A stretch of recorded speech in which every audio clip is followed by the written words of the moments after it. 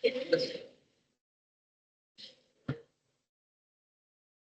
evening, everybody, and welcome to the reconvened Planning Committee on Wednesday, the 10th of December 2025. I'm Councillor Amanda Burrell and I'm the chair of this committee.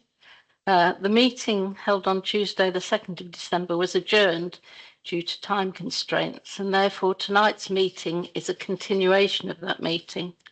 So I've got a few things to read out again. If you were here last time, you'll be quite aware of them. The meeting will be recorded and live streamed by HDC.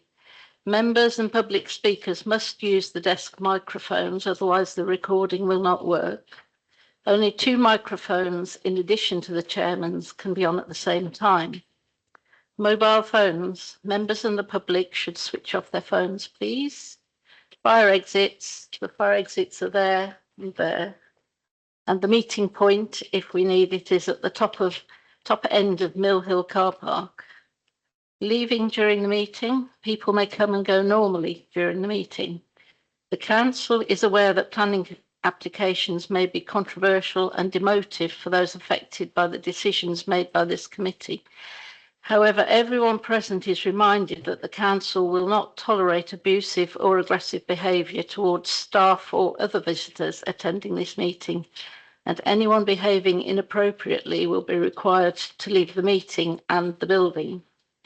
I'll just ask everybody to introduce themselves again, starting with Councillor Scott. Thank you. Councillor Scott, representing Glen Ward. Simon Wellband, Kibworths. Councillor Sarfus, Lutterworth, East Ward. Councillor Neil Bannister from the Dunton Ward. Sarah Hamilton, Democratic Services Officer. Keith Thompson, Legal Services. Adrian Eastwood, Development Management Head of Service. Nicola Parry, Development Management Team Leader. Good evening, David Atkinson, Director of Planning. Peter Elliott, Thurmby and Houghton. Councillor Moder for Bilston, Tilton Ward. Thank you, everyone. First item is apologies for absence, and tonight we've got apologies from Councillor Gare, Councillor Graves, Councillor James and Councillor Worrell. Declarations of members' interest, apart from we've already got Councillor Moder's. Does Councillor Wellband have any interests? Okay, thank you. Right, we'll get on with the agenda now. So it's item 11, Swift Stables, 25/01190/FUL. Change of use of an existing holiday let to an unrestricted dwelling house, and Adrian Eastwood is going to present for us. Yes, thank you, Chairman. So a full application for a change of use from a holiday let to a residential dwelling. You'll see from the photographs and from the overheads, it's a relatively modest and unassuming building. It's fairly typical, I would say, of sporadic and varied development along Threadingwith Road. It's relatively well screened. It's not shown up on the photographs there, but it is fairly well screened from the highway by a fairly mature hedge. There is a long and extensive planning and enforcement history relative to this site. You'll have seen that in the paperwork. You may well be familiar with it from previously. So it's acknowledged as a significant local interest on this site. But the assessment today and within the report is, as it stands today, compliance with planning policy. You'd have seen from the report overall as a dwelling within the countryside that would result from this proposal. Instead of a holiday let, there is conflict with the local plan, GD4 housing in the countryside. It would really be against that principle, although you'll have also seen within the report an appeal reference elsewhere in the district fairly recently, and that found some favour for a similar type of development in terms of it complying with policy GD3 and GA. But overall, on balance, that's conflict with as it's housing in the countryside. The presumption in favour of sustainable development applies here, owing to the lack of a 5-year housing land supply. And whilst it's one dwelling, whether it's 1 or 5 or 10, regardless of that, the presumption in favour of sustainable development does apply for the decision maker. I'll just pick a bit out of that. That's paragraph 11 of the National Planning Policy Framework, the NPPF. So the presumption in favour of sustainable development for decision making. This means effectively where the development plan's out of date, which is occasions when you don't have a 5-year housing land supply. It means granting permission unless any adverse impacts of doing so significantly and demonstrably outweigh the benefits. So that applies regardless of whether it's 1 or several houses. So the presumption in favour of sustainable does apply. There's also in this case a fallback effective the authorised use, which is the holiday let, and the difference in impacts between the use as a holiday let and the proposed use as a dwelling from the office assessment is minimal.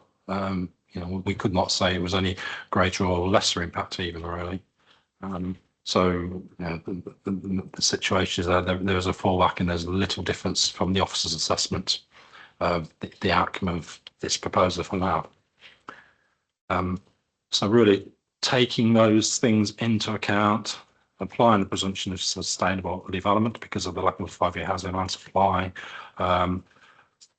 the lack of harm in effect, the comparison with the fallback use, and some favour from compliance with GD3. Taking all that into account, the officers have recommended a grant of plan permission. Thank you, Chairman. Thank you, Adrian. We've got speakers on this one. So our first speaker was Toby Youngjohns, but unfortunately he can't be here tonight. So our next speaker is Ros Uzi, please. You've got 3 minutes. You'd like to switch on the microphone and start whenever you're ready, please. I am acting chairman of Mousley Parish meeting. It would take more than 3 minutes to go through the various spurious applications the applicants have put in since they built the Swift stables in 1990s to a very high residential standard. They have tried to live there mostly without permission ever since. I'm sure that many of the committee who have been on it for some years will recall these applications as well as having read about them in this evening's planning papers. Each has been, in the parish's opinion, an attempt to manipulate the planning system. This site is outside of the village footprint and, according to the local plan, not allowable for such an unsustainable rural village. I will, however, mention the last 2 attempts to get residency, Daisy Bank Farm and the current retrospective holiday let. I have lived in the village since 1972, and despite it suddenly appearing on Google Maps, there has never been a Daisy Bank Farm at the Swift Stables site on Fennyworth Road. 1/10 of a hectare, using the land for your neighbour's sheep to graze and selling your meat to your relatives does not constitute a farm. Unfortunately for the parish, a visiting inspector from Bristol, when Mr Ross was living there, granted the request for a closed queue permit to turn some other stables into a dwelling. We did not speak to her, maybe you did. So with that closed queue permission, why does Mr Ross need the holiday let to become another dwelling? The holiday let which Mr Ross now wants to be classed as a dwelling, we were told, did not prove to be a success. Most of the village received postcards advertising it, but why we got them I don't know, as we are not going to holiday in our own village. Why, when the holiday lot was not successful, was another application put in for a campsite for holiday makers with a house for managers? Valley View, the local campsite near Saddington, is only running at 75% full. Flooding is a horrible thing to happen to anyone, especially to what to most people is their greatest financial asset, their home.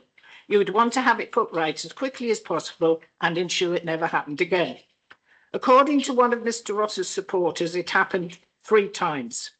So the flooding and its aftermath went on for a long time, and Harbour District Council sympathetically allowed Mr Ross and his family to live temporarily at Swift Stables, but against specific deadline dates, before returning to their home in Fleckney. These deadline dates were always exceeded. Excuse me, Mr Uzi, 30 seconds left. Or another. This temporary tenure is now nearly 2 years old. In the Mouseley Parish Meeting's opinion, to approve this application would to be sanctioning underhand dealings. We feel that HDC should have grasped the nettle some years ago and enforced an eviction. Thank you. Thank you very much. Are there any questions? No? Okay, thank you. Our next speaker is Nicholas Ross. You've got 3 minutes. We'll give you a 30-second warning. Okay, start when you're ready, please. Good evening, and thank you for the opportunity to speak on behalf of our planning application. My name is Nicholas Ross, and I'm the joint owner. Before submitting, we obtained pre-application advice from your planning officers. They advised us that the current lack of a 5-year housing land supply creates a specific context where proposals like ours might be looked upon favourably. As your officers' report confirms, the council currently has a housing land supply of just 3.1 years. This significant shortfall means that the tilted balance is engaged and the policies that would usually restrict housing in our location are considered out of date. In these circumstances, permission should be granted unless adverse impacts significantly and demonstrably outweigh the benefits. We are proposing the reuse of a permanent high-quality building with no physical alterations. The traffic and visual impact of our family living there are materially identical to its lawful use as a holiday let, which can operate 365 days a year. We are aware of the objections from the parish council, which have been quite vitriolic in tone. However, we have also received support of this application from the local community. These supporters recognise that since the council is currently unable to meet its housing need, it makes perfect sense to utilise existing buildings like ours to help bridge that gap. One topic has been brought to my attention that the parish are concerned the application has been classed as retrospective. At no point in my planning statement have I suggested that a decision should be based on that, and the case officer's recommendation for approval doesn't rely on that as a basis for his decision either. This application represents an opportunity to add a dwelling to the current supply of housing in the district in a way that aligns with current national policy and your officer's recommendation. We respectfully ask you to support that recommendation and to approve the application, please. Thank you. Thank you very much. Are there any questions for our speaker? No. Thank you very much. Our next speaker is Rebecca Hammond Evans. You'd like to start whenever you're ready. You've got 3 minutes and you'll be given a 30-second warning. Okay. Thank you ever so much for giving me the opportunity to speak tonight. My name is Rebecca Hammond Evans and I own the property Swift Stables with Nick Ross. I wanted to provide you with a bit of background on us. I've kept various animals in Mouseley for over 34 years. And, oh, sorry, I'm ever so nervous.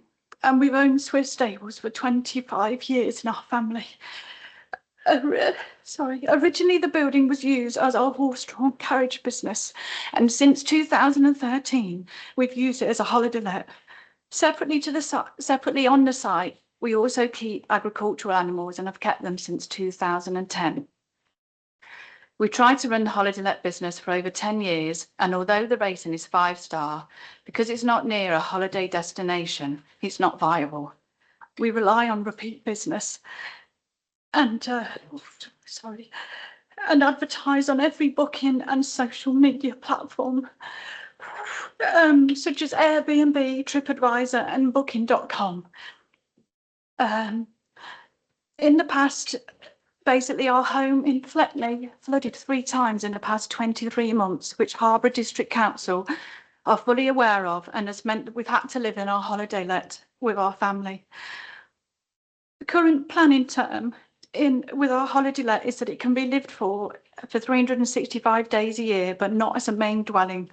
So there is no material difference by us being able to live there as a family. Also, since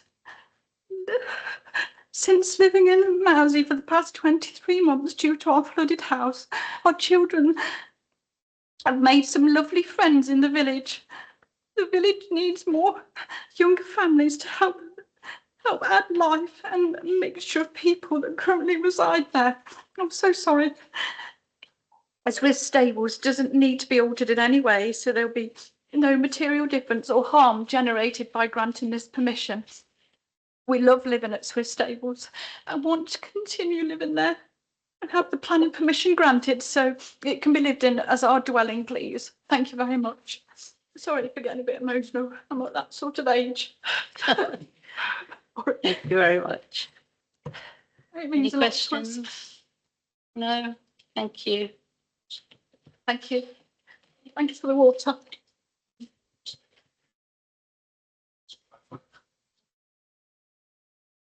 Adrian's just going to clarify a few things.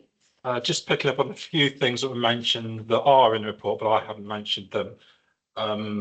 There is an allowed appeal on the adjacent building. You'd have seen that. It's on page 329 of your paperwork that you've got, and it's on the screen. It's that building there. I think Susie referred to that. So that whatever outcome tonight, that was almost certainly going to come forward as a dwelling if that appeal was allowed. I think again, Susie was referring to there is a potential disbenefit to this scheme from the loss of the holiday unit in terms of the economy.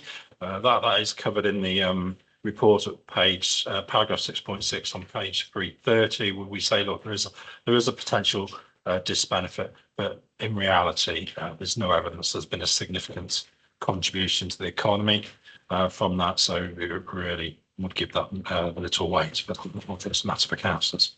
Thank you. Our next speaker is Councillor Austin. You've got 5 minutes, Councillor Austin, as ward member, and you'll be given a 30-second warning. Carry on when you're ready. Thank you, Chair, and good evening, members.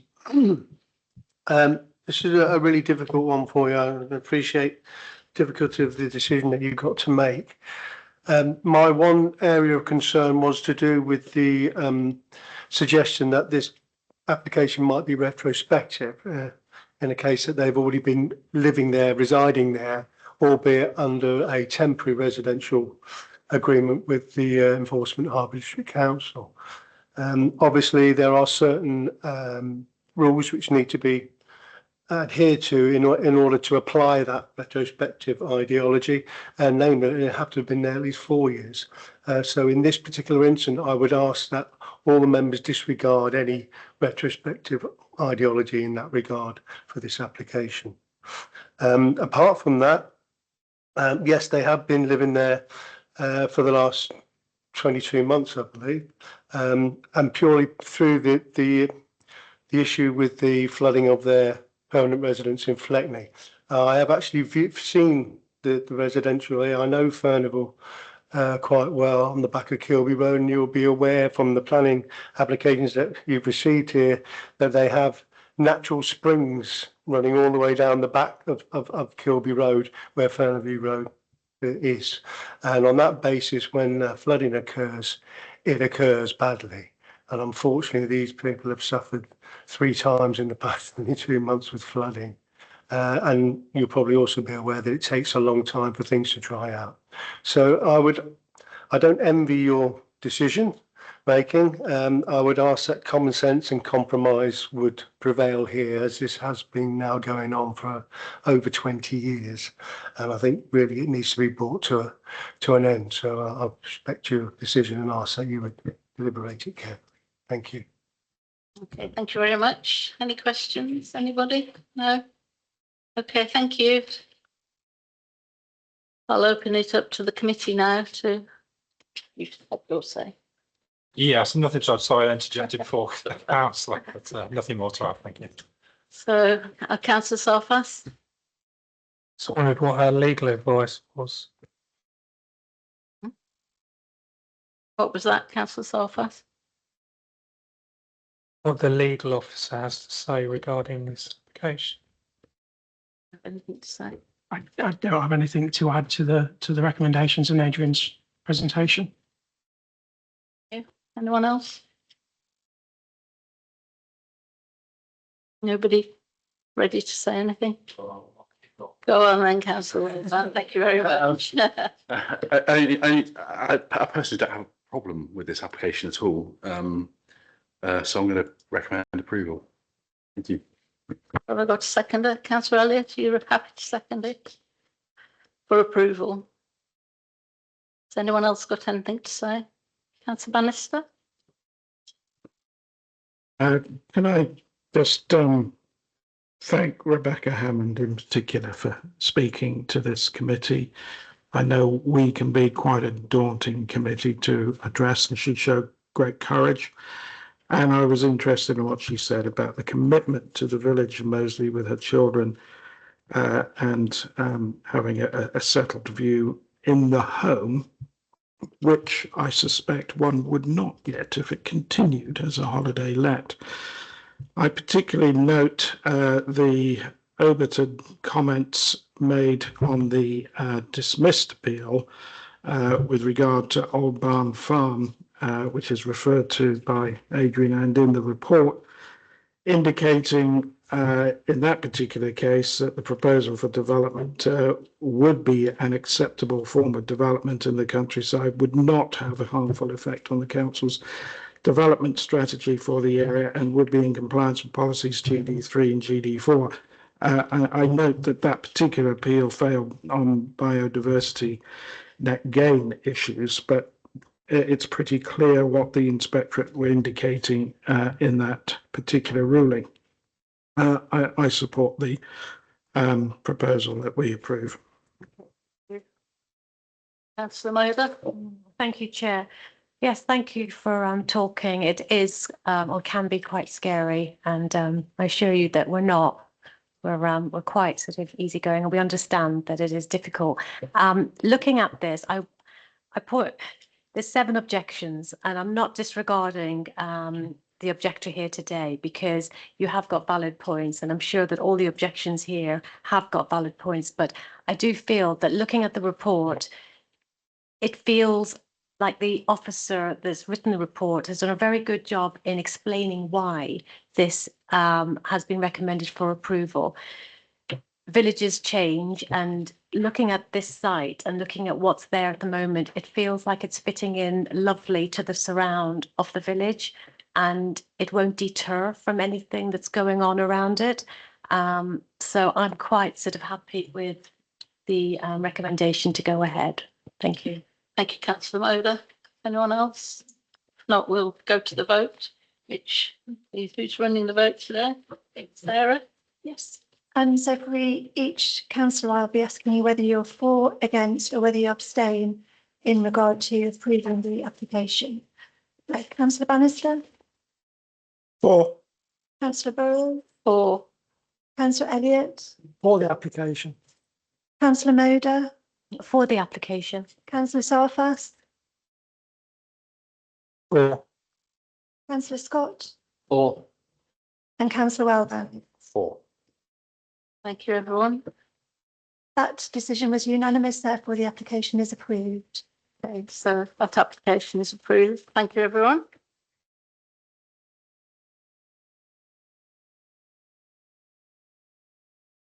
Our next application is at Medbourne, 25/01177/FUL. Side and rear extensions to Birch Cottage. It's on page 333 of your committee papers. Nicola Parry is presenting this one. Carry on, Nicola.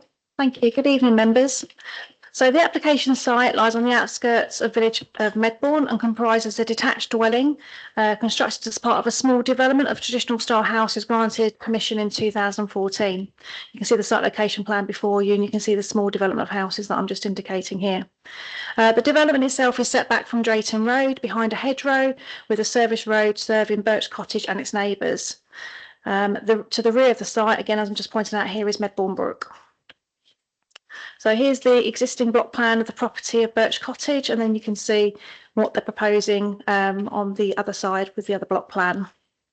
So the application proposes extensions to the dwelling comprising of an oak frame front porch, a 2-storey side and rear extensions, and a single-storey extension. So if I just flip just down 1 second again, you can see the floor plans of the existing property and then the floor plans of the proposed. You'll see from the report that the original scheme proposed a garage at the front of the property, but this has since been removed due to concerns raised by officers, and so the parking area now remains unchanged. Other amendments received include further flood resilience information, again because of the Medbourne Brook that I just pointed out to you, a reduction in the size of the front porch, and a change of materials in respect to the two-storey extension, which is visible from the front from brick to ironstone. As you'll see from the report, the extensions increase the scale and footprint of the dwelling significantly, but they do remain subservient to the existing dwelling. The two-storey side rear extension is partly visible from the front, however it is set back approximately 6 metres from the front of the building, and the roof height is also set down from the main ridge of the existing dwelling. While the extension fills a gap between Birch Cottage and West Cottage to some degree, due to the large setback and set down, in officers' opinion it would not appear cramped within the street scene. Officers have assessed the impact of the proposal upon neighbouring amenity, in particular Holt Cottage and West Cottage, and as you will see from pages 335 and 336 of your report, officers conclude that there will be no significant overbearing impact or unacceptable loss of light, overlooking or loss of privacy. And for that reason, the application is recommended for approval. I should just also mention that following the publication of the supplementary paper last week, we've received 2 further additional neighbour objections and an additional parish objection as well, confirming that the amended plans that have been received that I've just mentioned have not addressed their concerns. Thank you. Thank you. Thank you, Nicola. We've got 4 speakers on this application. So the first speaker is Mr. Richard Fawcett. Would like to come to the table, please. You've got 3 minutes. Thank you. And you'll be given a 30-second warning to start whenever you're ready. Thank you. Chair, councillors, thank you for allowing me to speak. I'm the neighbour at Holt Cottage, directly affected by this proposal. When the original development of the 6 dwellings was approved in 2015, the committee took great care to ensure scale, spacing and massing protected neighbours' amenity and kept the open character of the site. That balance was deliberate and central to why permission was granted in the first place. The council has also set out a clear vision for the parish, and approving this application would fundamentally disrupt the balance of what you intend to achieve and preserve. It would also set a precedent that others could rely on to bring forward for similar proposals. When you compare this proposal with the cottage as it stands now, you will see the footprint would almost double, effectively transforming a modest cottage into a much larger, out-of-scale property. For the sake of gaining just 1 additional bedroom, the level of development is excessive and far beyond what councillors ever envisioned for this plot. The rear extension in particular pushes significantly beyond the established building line. The officer's report acknowledges its size, but still concludes it's not excessive. With respect, that does not reflect the reality for the neighbours. A projection of almost 5 metres will dominate our outlook from both inside and outside our home. While the report mentions a greater sense of enclosure, it doesn't fully address the impact of a structure of this height and length.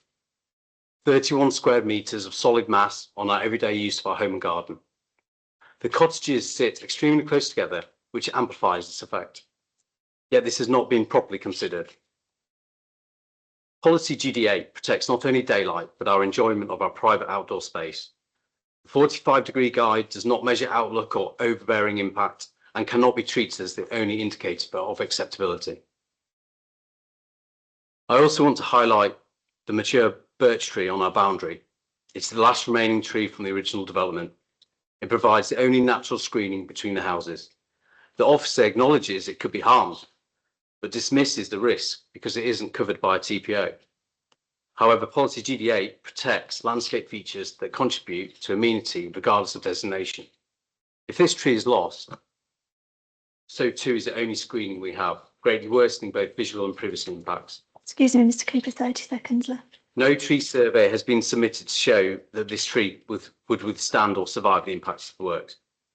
Finally, the Parish Council has objected, stating clearly that the proposal conflicts with Policy H5, the Medbourne Neighbourhood Plan on scale, massing and neighbour amenity. The officer's report does not explain how this conflict has been resolved. For all these reasons, I urge the committee to refuse the application. The impact on our home, our young family our outlook and our sense of space will be permanent and unjustified, and approving this proposal risks setting a precedent that others may seek to rely on. Thank you very much. Thank you. Has anyone got any questions? No, thank you very much.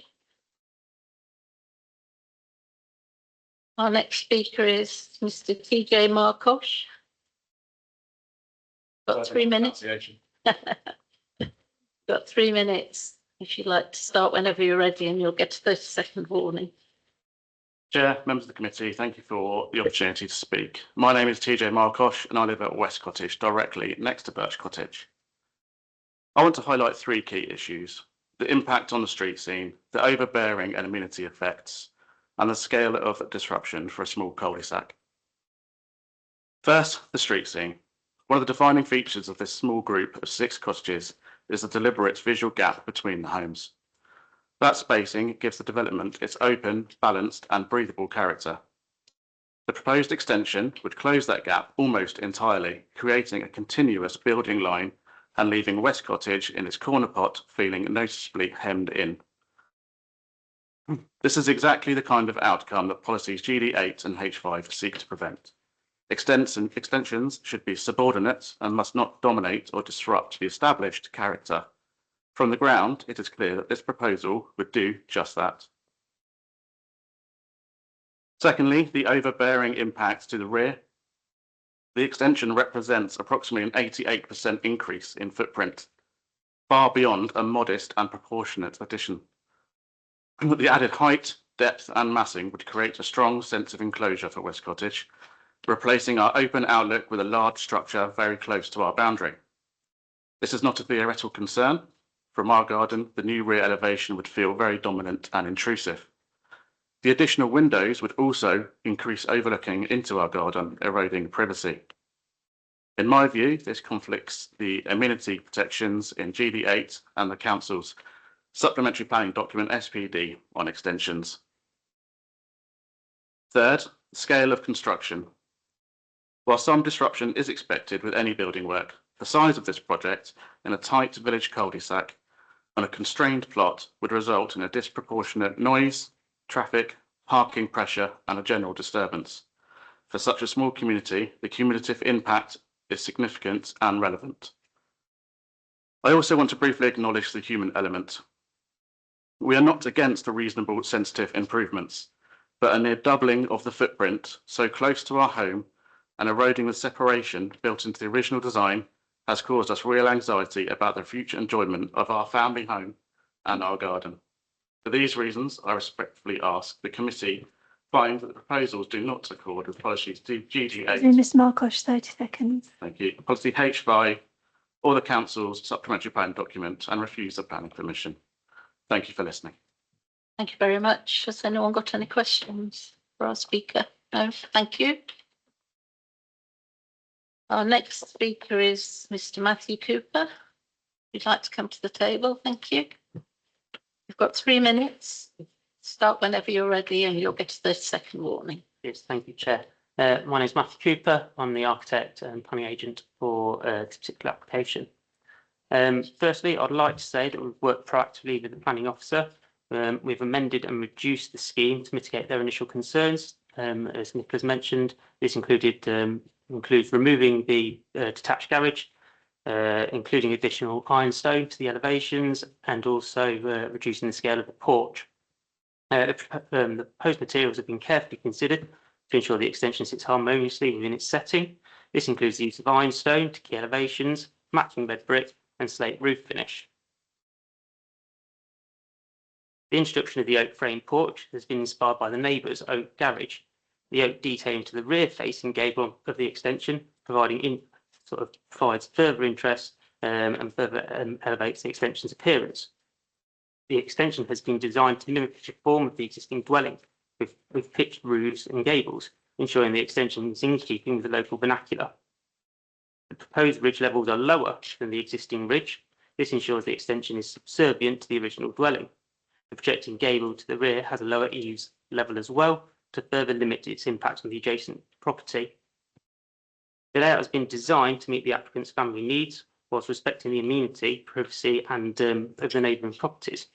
The principal entrance has been retained on to the front of the dwelling, whilst previously leading to a small and impractical hall. This now provides access to a generous hallway with decent storage, which the main entrance is now fit for purpose. Access to the rear garden is provided directly via the kitchen.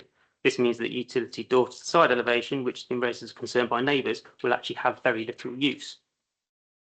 All proposed first floor windows face either to the front or rear as to not overlook the neighbouring property's outdoor spaces. Although the proposed extension is larger than those completed on each neighbouring property, the plot belonging to Birch Cottage is a larger plot. This means that the dwelling is still has a good amount of outdoor amenity space. The site is approximately 90 metres from the conservation area boundary, which therefore remains unaffected by the proposals. A flood risk assessment has been submitted as part of the application, which addresses the concerns raised relating to flooding, surface water runoff, and includes flood mitigation measures. The extension is over 8 metres away from the Medbourne Brook buffer zone and therefore fully respects this biodiversity corridor. The neighbour's Excuse me, tree, Mr Cooper, 30 seconds. the neighbour's tree, as referred to by the previous speaker, will be a good 2 to 2.5 metres away from the proposal and therefore will be unaffected. For all these reasons, we understand the planning officer has recommended the application for approval.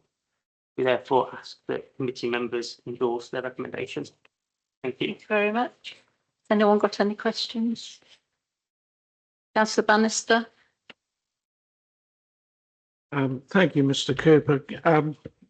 Previous speaker spoke about an 88% increase in the footprint by virtue of the extension. Is that an accurate figure?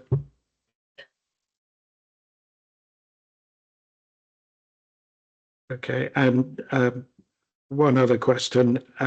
Having a look at the photographs, noting that the gap between the properties, I was just wondering, because we don't have any superimposed photographs showing how close the extension will get to the neighbouring property. Are you able to help us at all with the closing of that gap, which must be a positive amenity for the neighbours, and how close the side extension is going to be to that neighbouring property? Mr Cooper, could you put your microphone on? Thank you. Sorry. I think what I'll say is that the site tapers and the positioning of West Cottage is at an angle. So that means that whilst we're infilling a gap in terms of in the street scene, albeit it's set back beyond the rear elevation, we're not actually getting too much closer to the neighbouring property. Again, as Nicola's brought up, you can see there how close we're getting. But there's still a good amount. There's still circulation space or access to the rear of the property on that side. With that in mind, it's going to be at least 2.5 metres. Okay, thank you. Councillor Salfas. Looking at 6.3, when it says about 45 degrees line respect near the rear, the light. If you were the neighbour in the garden, what would you be able to see from the new development on there from their side, blocking any view or anything? So I think, as I said in my statement, both the eaves and ridge are lower, and we've specifically dropped the eaves on to that projection. So it's not a full 2-storey in height. In terms of your comment about light, obviously, Holt Cottage is to the south of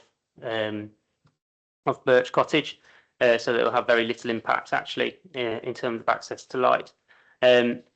You know, there will be some impact because any extension is going to have some impact, but it certainly won't be significant. So why do you think the people living there have concerns about the light and about how near it will be from their garden? So I think it's back to my previous point where, you know, there will be an impact. I think I can't sit here and argue that there will be no impact at all. because all development does have an impact. But I think it's back to that, it wouldn't have significant impact. Okay, thank you. Anyone else? No? Thank you very much. Our next speaker is Gavin Condon. If you'd like to come to the desk, please. I'd like to switch your microphone on. You've got 3 minutes and you'll be given a 30-second warning. Start when you're ready. Thank you. Thank you. Good evening. We wish to begin by saying that we are genuinely disappointed that our application has caused concern locally. Our intentions have always been sincere to create a forever family home for our young and growing family, for both now and in the future. Both my wife and I grew up in Leicestershire and Northamptonshire villages, and we always hope to give our own children the same village upbringing. It's taken us nearly 4 years to reach this point due to the challenges of buying and selling houses. Birch Cottage offered us an affordable and viable opportunity to enter the village and find a home capable of meeting our growing needs.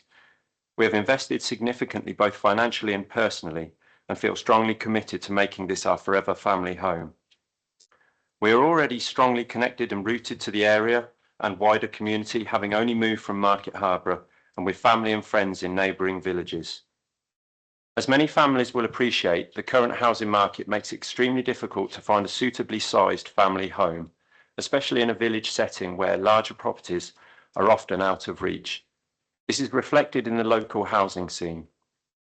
Local residents, the parish council and the Medbourne Neighbourhood Plan place an importance on supporting family housing. For us, sensitively adapting Birch Cottage is therefore a realistic way to meet our needs within the village. We are also encouraged by how nearby homes have extended. This demonstrates that properties in this development have been able to evolve beyond their original layouts and that families have successfully altered their homes, which strongly reassured us. Our own design has been developed with careful attention as outlined by our architect. We firmly believe the proposal represents a proportionate and sensitive enhancement of the existing house and has been shaped with great care. We understand that change can raise concerns and we genuinely appreciate those feelings. From the outset, we have sought professional advice and followed guidance to ensure our proposals are considerate, balanced and well informed. We would also like to acknowledge that this has been a difficult process for us as a new family to the village. Some of the reactions we have experienced have been unsettling and at times deeply upsetting.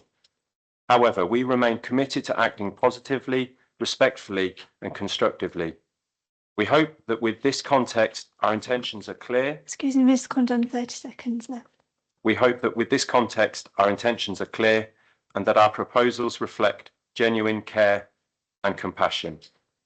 Thank you for your time. Thank you very much. Has anyone got any questions for the speaker? Councillor Scott? The plans as they are in front of me here. Was there any thought of having the rear extension central or over towards the away from Holt Cottage? I think it's Holt Cottage because that the 45-degree line is shown on the plan here, and to me it's blocking a view out that has been there for some time. Whether or not that extension if it needed an extension to the rear, whether it could have been further over. Well, first of all, with regards to the view is out the back. It's open fields out the back over the Medbourne Brook. There's a great view there. So that's the view that you would appreciate. In terms of the planning, well, obviously the house had that original L shape. So our proposal was always to maintain that L shape and sort of build upon that. So we always looked to extend in that way. But the L could have been the L could have been the other side, or in central, more central. I'm not sure that was never considered. Thank you. Thank you. Anyone else? Councillor Sarflas? What's been the reaction to your neighbours on this process in the last couple of months? Sorry, what has been the reaction? To the neighbours to this development. Is this a question, councillor Sarfas? Is it a question? What was the question? The question, sorry. Question is, how has this affected the neighbours around about learning about this development? That's Well, when we moved in, relations were pretty good. And then with this, obviously, there's been a deterioration. Thank you. Anyone else? I think that's it. Thank you very much. Thank you. I'll open it up to the committee now. Is anyone? Councillor Moder? Thank you, Chair. Looking at it, I mean, it's a real disappointment that that's happened with the neighbours and with the applicant. But I just look at it and see the architect and the applicants doing their best to put what they need as a family as sensitively as possible. And I understand Councillor Scott sort of saying there could be a different variation of build. And yes, you could say that, but looking at what we've got in front of us, I feel that yes, there is going to be a change, but in the long term, I think that, if it's sensitively done, it should complement the existing house. And I actually think that's what this report points out and says within here. So I'm quite happy with what I've got in front of me. Are you making a proposal? I think I'll wait to hear what others have got to say. Thank you. Anyone else got anything to say? Councillor Wellband? It's only a quick question. On the existing plan, what's the little outbuilding that's there already? Is it a garage or a shed or something? On the photos before you now? That little blue shed, isn't it? Yeah, is that the shed? That's the rear of, that's the rear of the Birch Cottage application site looking towards West Cottage, and that's like a little shed or, The shed. yeah. Okay. That's the only question I have. Okay. Councillor Bannister? Thank you, Chair. I guess I'd start with the householder owns the property and it's his house and should develop it in the way that accords with various policies and be able to be allowed to do so. This one is a bit tricky because of the massing of the extension, 88%. I mean, it is a big extension if it's almost doubling the size of the house, and that's a concern. But my biggest concern, I think, is the way in which that side extension does push against the gap, and that is a visual amenity that is going to be spoiled forever, and that's a great concern. And I appreciate that the applicant and the architect have approached this with sensitivity.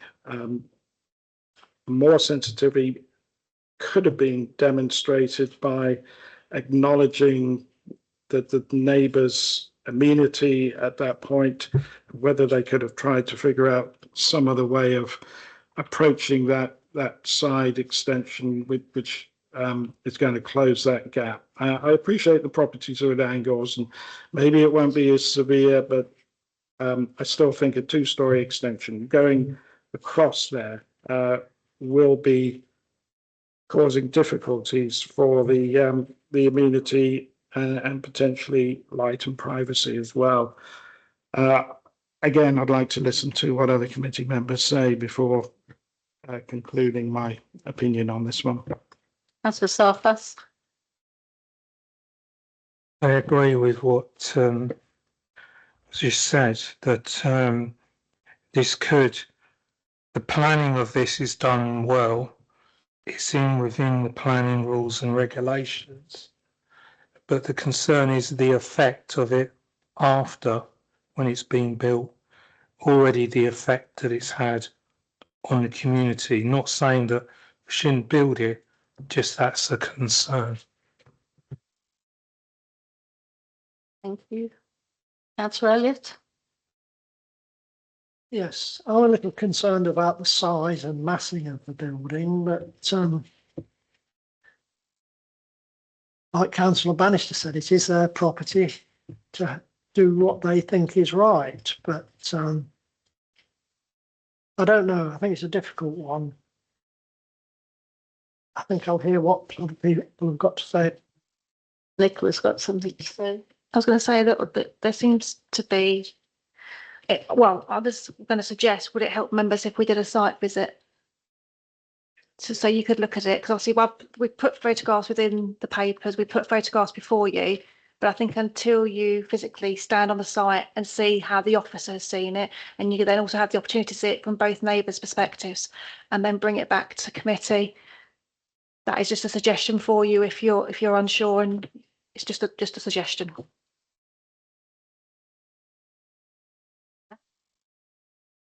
Mr. Bannister?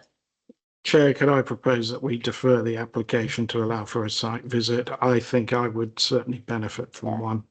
We've got a second, Councillor Moder. I think that's a really good idea. Okay, Yeah. so we've got a proposer and a seconder to defer the site. For a site visit, I don't think we need to, we just do a show of hands on this one. We just do a show of hands whether we want to defer or not. I think that's unanimous, so we'll defer this application for a site visit, and it'll come up presumably at the next application, next planning committee, you think? At the 10th of February, okay? Yeah, okay, so that application is deferred for a site visit. Thank you, everybody. Right.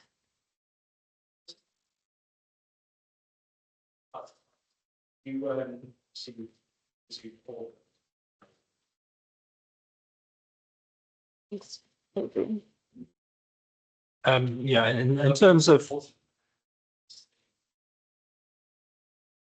Yeah, so when we arrange site visits, it's a judgment on the, running up today. So we don't have to visit from certain properties, but if it's going to help, we're quite likely to try and arrange that. Okay. We'd like to see as much as we can, so the officers will be in touch. Okay, thank you. Right, our next application is in Market Harborough, 25/01231/LBC, a peregrine falcon nesting tray at the Symington building.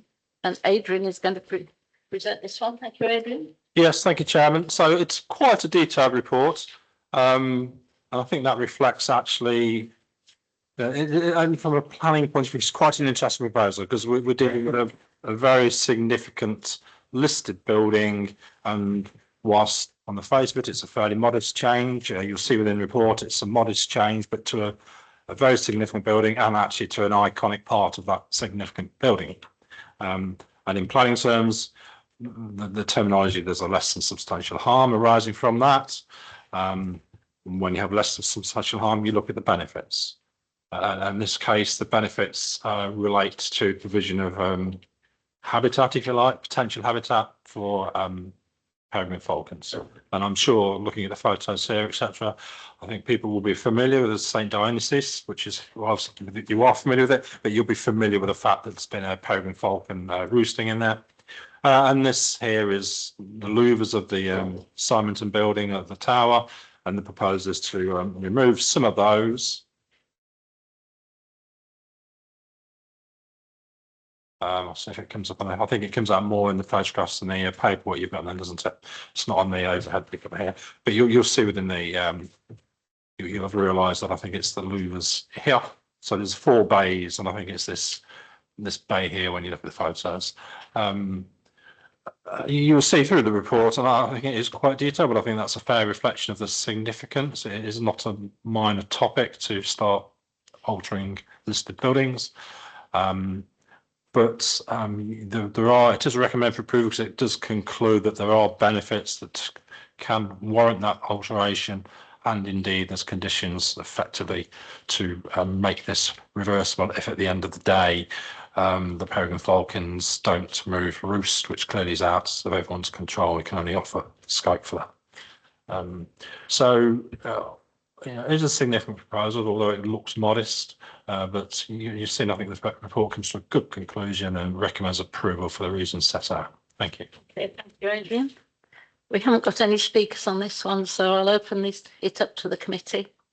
Has anyone got any comments on this one? That's the Bannister.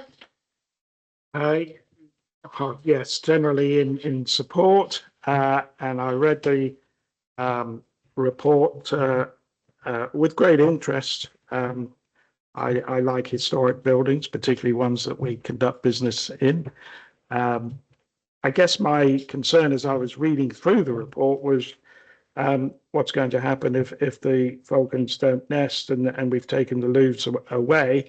But then I read condition 7, and I'm satisfied that there are elements of remedial work that can be done. And in fact, in the interim, while we wait and see if the peregrines will nest, repair work on the louvres can take place. I note that the netting will also be put in place to protect the building as well. So I'm in support. I'm at a position where I would like to propose that we accept the recommendation for approval of the planning permission. Okay. Thank you, Councillor Bannister. Have I got a seconder? Anybody want to second it? Councillor Elliott? I think Councillor Scott wanted to speak, didn't you? I think it's been answered. Okay, thank you. So if anyone's not got anything else to say, shall we move to the vote? It's been proposed and seconded that we approve this application. So I'll let Sarah carry on. So I'm going to ask each councillor in turn whether you're for or against to approve the application or whether you abstain. Councillor Bannister. For. Councillor Burrell. For. Councillor Elliott. For. Councillor Moder. For. Councillor Salfas. For. Councillor Scott. For. And Councillor Wellband. For. The outcome of that is that it is a unanimous decision to approve the application. Thank you. So that application is approved. And the next application is one that Councillor Moder has declared an interest, so she's going to leave the room now. Right.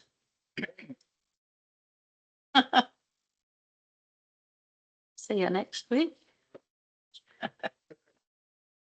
All right, I think she's gone now. So our next application is at First Farm, Main Street, Ilston, 25/01245/FUL on page 363 of your papers. Nicola's going to present this one. Thank you. Nicola. So the application site is located within the village of Ilston on the Hill. As you can see from the pictures before you, it is set back from Main Street. It's partly screened by a mature roadside hedge, as you can see here. This is the site in question here. You've got St Michael's and All Angels Church, which is a listed building here, and the Goose pub, which is just here. So this is the application site itself. So as you can see, work has already commenced on demolishing this stable outbuilding following an extant consent. As you'll see from the report, there's been quite a few applications on this particular site. So permission obviously has been granted to demolish those stables and erect an annex building to serve as part of the host dwelling here of First Farm. The application you will see has generated 4 letters of support and it's also generated 6 letters of objection, and as you'll see from the supplementary paper, there has also been an objection from the parish council. The principle of obviously having a dwelling in this location obviously is accepted by virtue of local plan policy GD4. However, officers obviously are concerned with the proposal in terms of its design. So you can see the approved elevations here, which show the annex building, and then the one that's before you now. Again, you'll see there's been some detailed comments from the conservation officer within the report. The supplementary paper refers to rebuttal information from the applicant and the applicant's agent and heritage consultant, and the conservation officer has referred to that rebuttal information and has stood by her original comments that she feels that this design would not be appropriate in heritage terms, in terms of the setting of the conservation area. And as officers, we also concur with those views when you compare and contrast the approved and the proposed, and therefore officers are recommending the application for refusal on the grounds of the impact on the conservation area. Thank you, Nicola. So we've got one speaker, and it's Councillor Mahal, who's the ward member.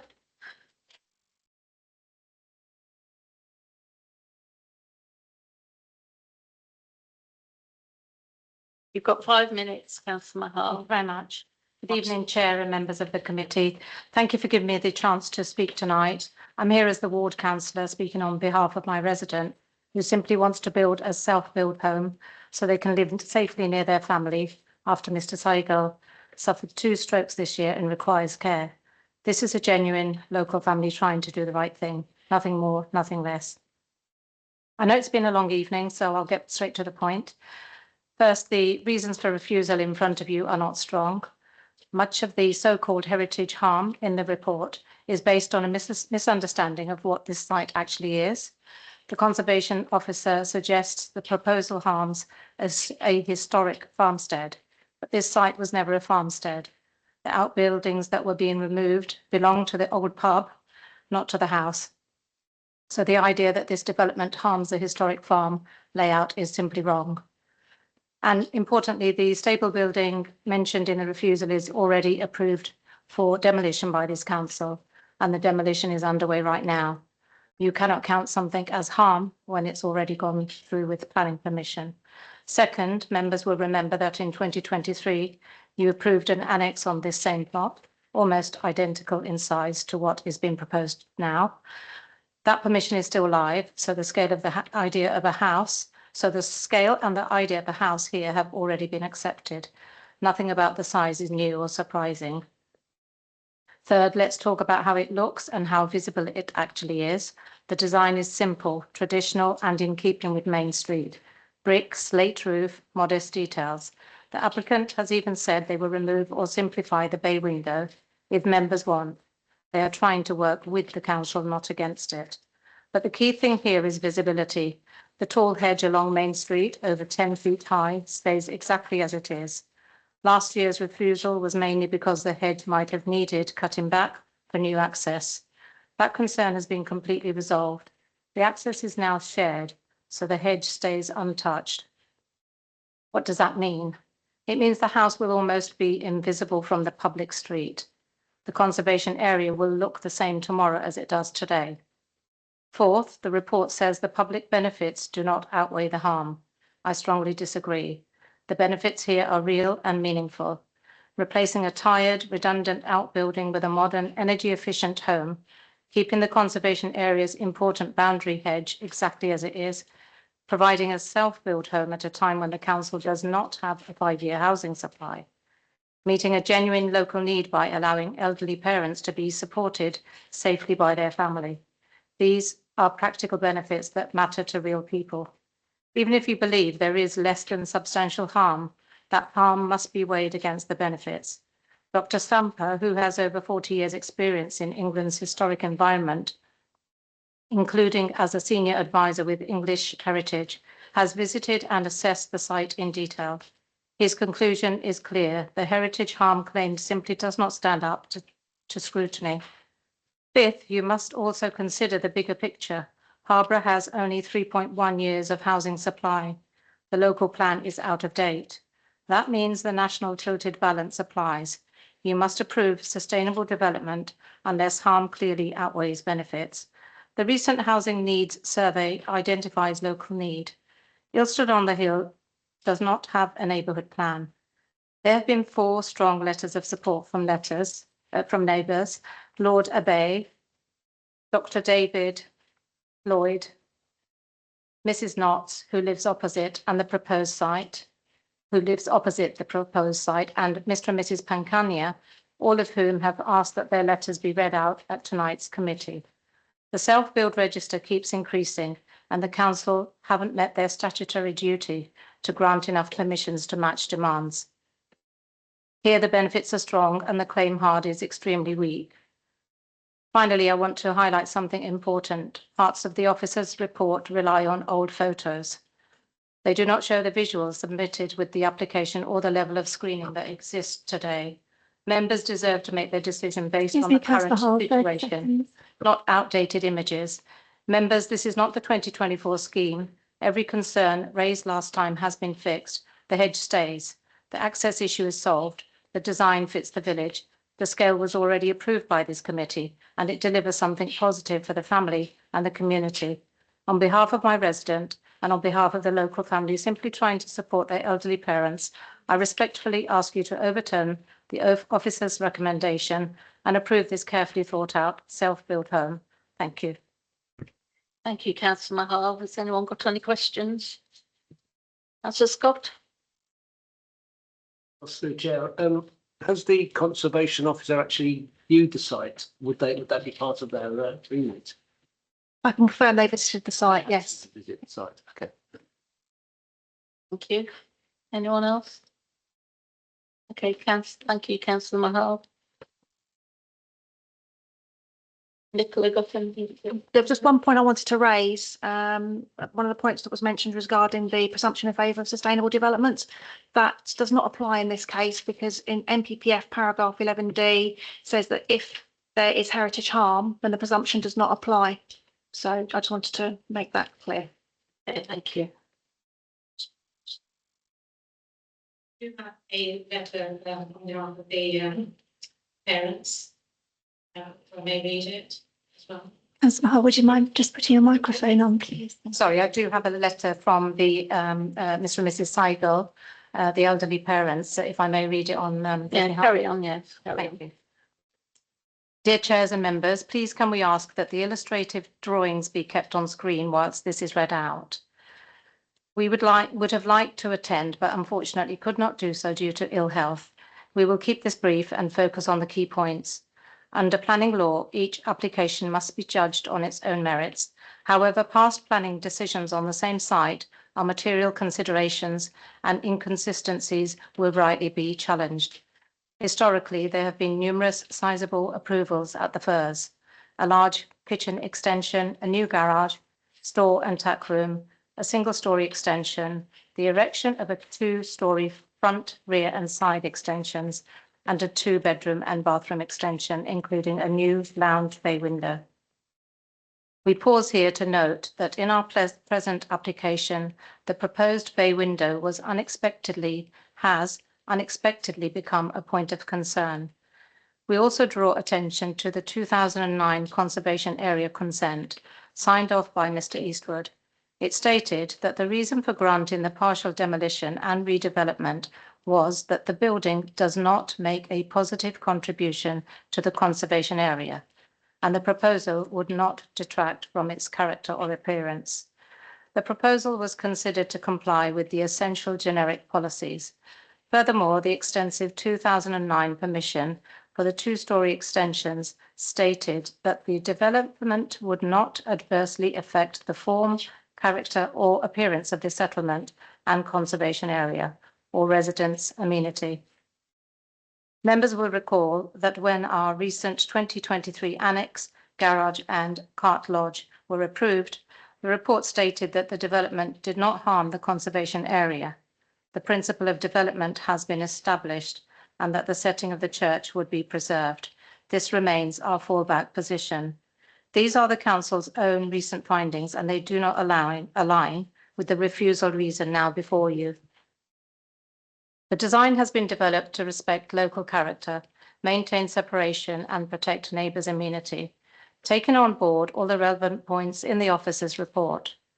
The materials intended are keeping with the previous consents on this site.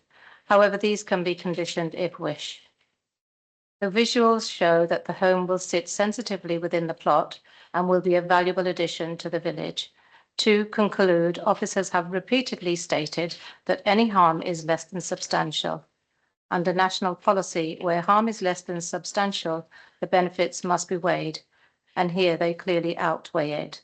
We therefore ask members to look carefully at the drawings on screen and ask themselves, does this look out of place? We hope you can support our application and avoid the need for an appeal. Councillor Hall, 30 Thank you for seconds. listening, Mr and Mrs Seigel, the applicants. Thank you. Thank you very much.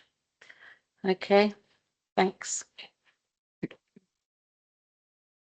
I'll open it up to the committee now. Okay, anyone? Councillor Elliott? Could I ask, on page 371, is the various, like the annex shall not be let, lease, sold, split, or otherwise, and there's a raft of things there. How does that stand up to this new? Well, the extant consent is for an annex, and the condition was put on to say that it was for an annex only. This proposal obviously is now for a dwelling, and we've assessed that against policy GD4, the local plan. It complies with policy GD4. The concerns of officers is the design and the resultant impact on heritage. Can I just ask you, Nicola, if this had come up as a separate dwelling, excuse me, right from the start, would we have refused it? The policy position would have been slightly different back then, because obviously we've got the issue with the self-build register now, obviously, which is obviously a material consideration. So the difference between, in terms of policy, between then and now, like I say, is slightly different. But like I say, the current proposal we've got before us for a dwelling, in principle terms, would be judged to be acceptable. Like I say, the officers feel that the design that's been put forward is not appropriate. And obviously, I've put the plans up again to show you, the comparisons of what's been approved and which is what's currently being, constructed, obviously, and obviously what they want to do now. And in officers' opinion, the difference is quite stark. Okay, thanks. Councillor Sarfas.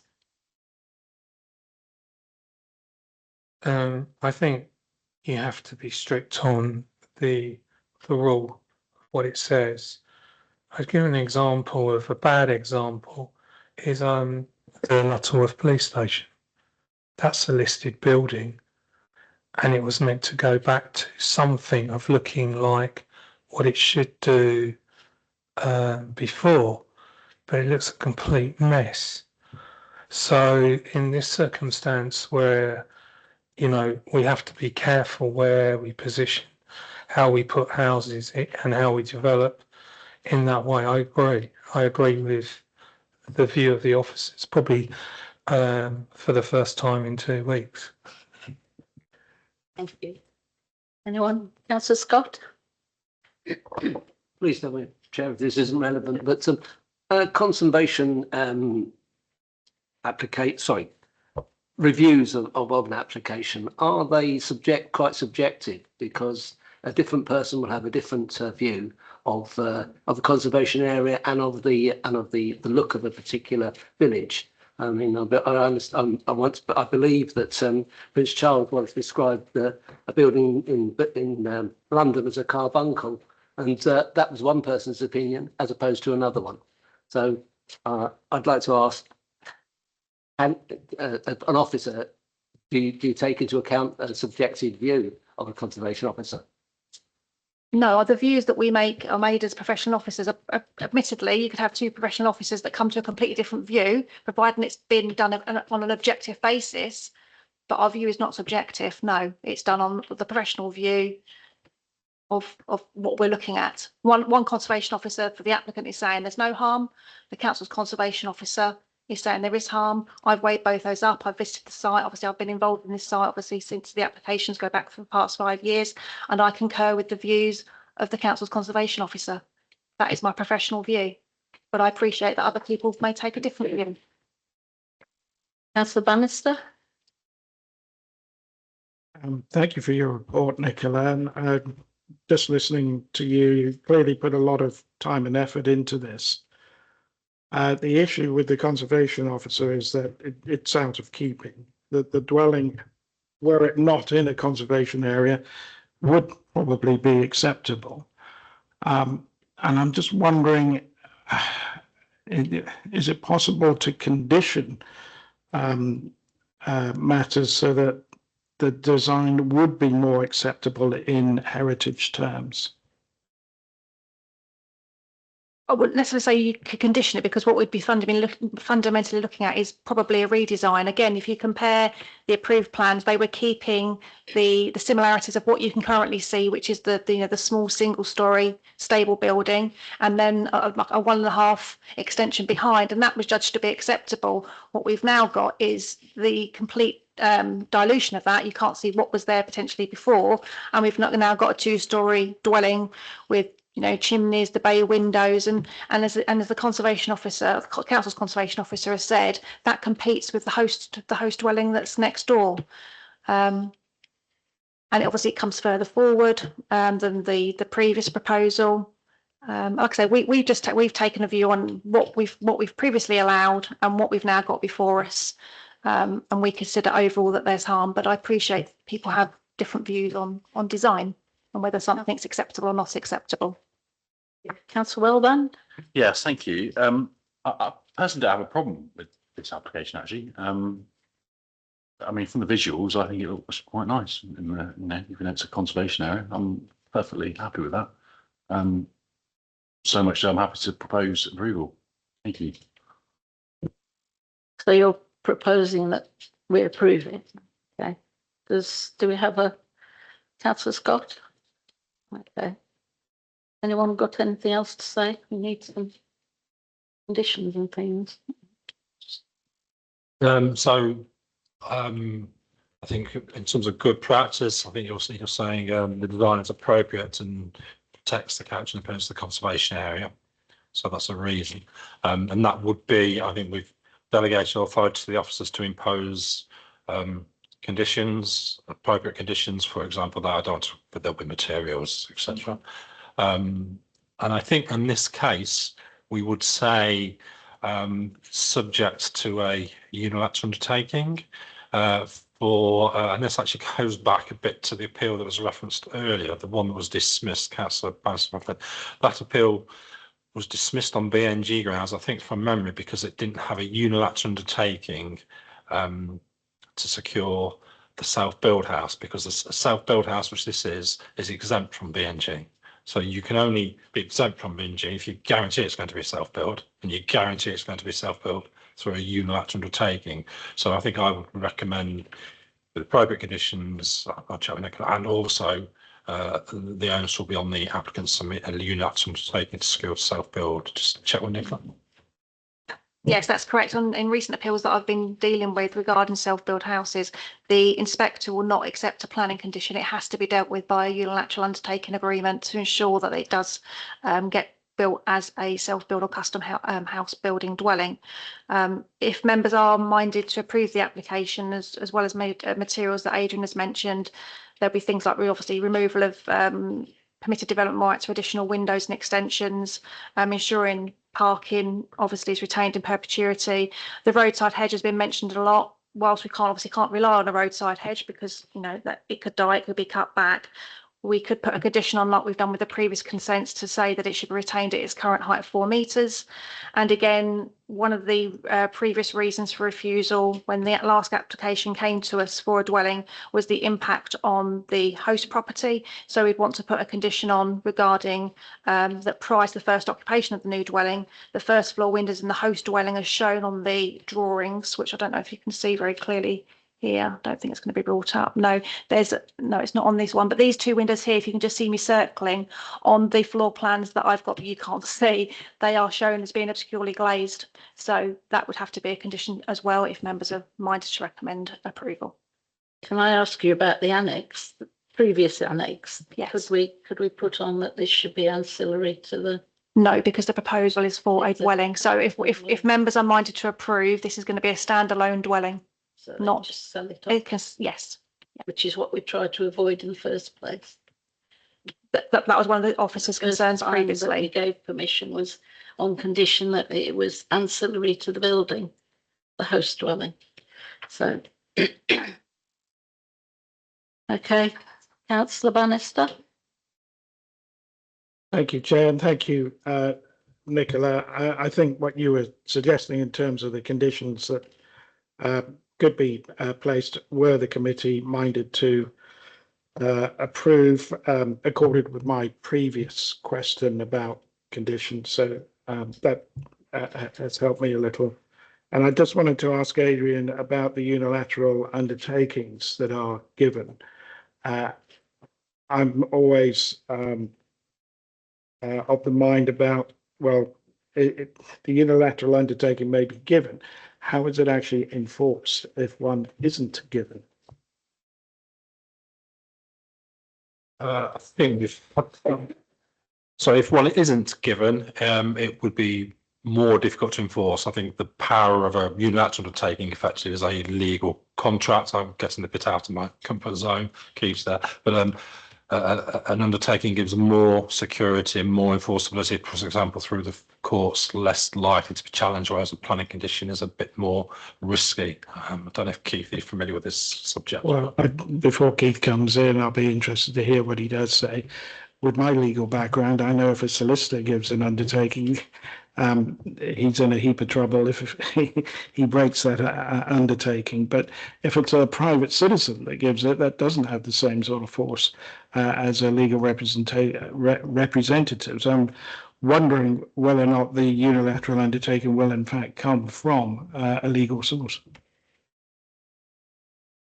When we say unilateral undertaking in planning terms, it's the same as a Section 106 planning agreement. It's just that the authority isn't a party to it, so it's executed as a deed. So it has got the enforceability as a normal Section 106 agreement through contractual damages or injunction or other remedies. Okay, thank you. Anyone else? Councillor Elliott? Yes, I think if the conditions that Nicola mentioned were put on there, I'd be happy to move forward. Okay. Right, shall we move to the vote? Sarah, would you like to do the honours? So I'm now going to ask each councillor in turn whether you're for or against the approval of the application or whether you abstain. Councillor Bannister. I'm voting for the proposal that Councillor Wellban put forward, and that is to approve the application. Councillor Boyle. Against. Councillor Elliott. For. Councillor Solfast. Against. Councillor Scott. For. And Councillor Wellband. For. We have 4 councillors for the approval of the application. We have 2 councillors against the approval of the application, no abstentions. So the motion is carried to approve the application. Okay, thank you, Sarah. With all the conditions that Adrian's going to sort out. Okay, thank you. That's our last application. So there's no other urgent business. So I declare the meeting closed at 7:51. Thank you, everybody.